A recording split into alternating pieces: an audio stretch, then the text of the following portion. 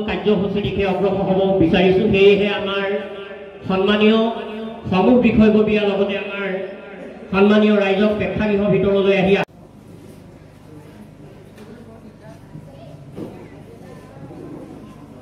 এখনি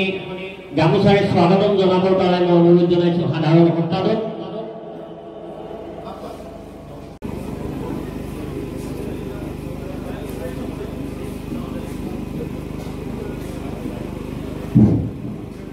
ইতিমধ্যে আমাৰ ভাৰত মাতাৰ আৰু বীৰ চিলাৰায় প্ৰতিমূৰ্তিত ভক্তি পৰ্যটনৰ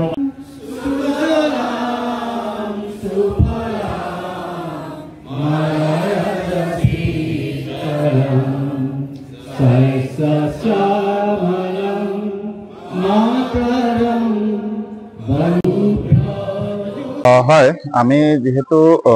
ভাৰতীয় জনতা পাৰ্টিৰ একোজন সৈনিক আৰু আমাৰ ইয়াতে শিৱসাগৰ জিলাত থকা বিভিন্ন জাতি জনগোষ্ঠীক সকলোকে একেলগ হৈ আমি তেওঁলোকৰ আমাৰ যিসকল বীৰগাথা আছে মহাবীৰ যেনেকৈ আমাৰ কোচ ৰাজবংশীসকলৰ মহাবীৰ চিলাৰায় আজি জন্ম জয়ন্তী উপলক্ষে যি চিলাৰায় দিৱস উদযাপন কৰা হৈছে আমাৰ শিৱসাগৰ জিলা সমিতিয়ে আমাক দায়িত্ব দিছিলে আৰু আমাৰ OBC মৰ্চাৰ প্ৰত্যক্ষ সহযোগত আজি সুন্দৰভাৱে ইয়াতে উদযাপন কৰা হ'ল এই শিৱসাগৰ জিলাৰ নামতিয়ালি কুকুৰাচৰা প্ৰেক্ষাগৃহত আৰু খুব সুন্দৰভাৱে হৈছে গোটেই সমগ্ৰ জাতি জনগোষ্ঠীৰ ৰাইজ আজি ইয়াত সমবেত হৈছিলে আমি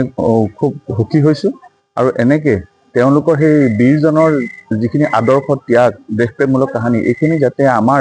নৱপ্ৰজন্মই আঁকোৱালি লয় আকৰ্ষিত হয় আৰু তেনেকৈ আমাৰ দেশখনক যাতে আগুৱাই লৈ যায় তাৰে আমাৰ এক ক্ষুদ্ৰ প্ৰচেষ্টা আমাৰ শিৱসাগৰ সন্মানীয় জিলা সভাপতি শ্ৰদ্ধা বিতুপন ৰায়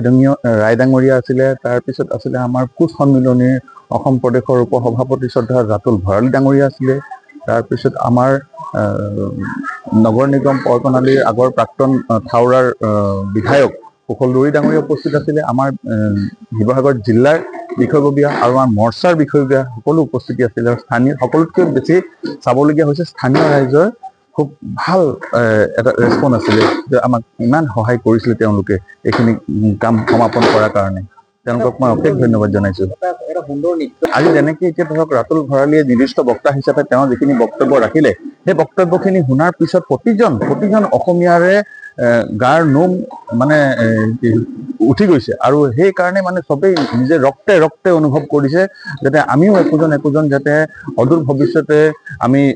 বীৰ নহ'লেও আমি দেশখনৰ প্ৰতি যাতে ত্যাগমূলক কাম কৰিব পাৰোঁ বা কিবা কৰিব পাৰোঁ আদৰ্শ তেখেতৰ আমাৰ চবৰে অন্তৰৰ কোহে সোমাই গৈছে আৰু সেইকাৰণে যেতিয়াই কোচ ৰাজবংশীৰ যি মানে তেওঁলোকৰ পৰম্পৰাগত নৃত্য আজি ইয়াত প্ৰদৰ্শন কৰিলে সেই নৃত্য ভাগত কোনো ৰখি থাকিব নোৱাৰিলে সেইকাৰণে হাত উজাৰি চবে তেওঁলোকৰ লগত একেলগে নৃত্য প্ৰদৰ্শন কৰাৰ নিচিনা দেখা গ'ল আৰু সহযোগ কৰিছে। বিশ্ববীৰ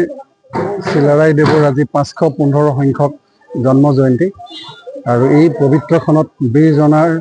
প্ৰতি শ্ৰদ্ধা নিবেদন কৰি গোটেই অসমৰ লগতে আমি শিৱসাগৰ জিলাৰ এই কুকুৰাচৰা এই অঞ্চলতে এই প্ৰেক্ষাগৃহতে আমি তেখেতৰ প্ৰতি শ্ৰদ্ধা নিবেদন কৰিলোঁ আৰু আশা কৰিছোঁ তেখেত য'ৰ পৰাই য'তেই আছে তাৰ পৰাই আগন্তুক দিনত যি আদৰ্শৰে এই জাতি গঢ়ি থৈ গৈছিল এই জাতিয়ে যাতে আগবাঢ়ি যাব পাৰে তাৰ পৰাই তেখেতে আশীৰ্বাদ প্ৰদান কৰিব আৰু আমি নিশ্চিত তেখেতৰ সেই বীৰত্বৰ আদৰ্শকে সৰুগত কৰি আমিও এই অসমীয়া জাতি যেতিয়ালৈকে থাকিব যেতিয়ালৈকে চন্দ্ৰ দিবাকৰ থাকিব তেতিয়ালৈকে অসমীয়া জাতিয়ে তেখেতৰ আদৰ্শক সৰুগত কৰি আগুৱাই গৈ থাকিব। ই তাকেই প্ৰমাণ কৰে যে বীৰজনাৰ প্ৰতি অন্তৰত কিমান শ্ৰদ্ধা নিহিত হৈ আছে সেই শ্ৰদ্ধাৰে প্ৰতিফলন আমি দেখিবলৈ পালোঁ। গতিকে ৰাইজে ইমান আন্তৰিকতাৰে এটা শব্দ নকৰাকৈ তেখেতৰ বীৰগাথা আজি আমাৰ সদৌ অসম কোচ ৰাজবংশী সন্মিলনীৰ উপসভাপতি ৰাতুল ভৰালীদেৱে যিদৰে সুন্দৰভাৱে বীৰগাথা ৰাইজৰ আগত উপস্থাপন কৰিলে আৰু সেই বীৰগাথা শুনিবৰ কাৰণে ৰাইজে ইমান ধৈৰ্য সহকাৰে আন্তৰিকতাৰে এই সহযোগিতা কৰিলে তাকে আমি ৰাইজৰ যিটো গভীৰ আন্তৰিকতা আছে তাক আমি প্ৰকাশ পাইছে বুলি ভাবিছোঁ।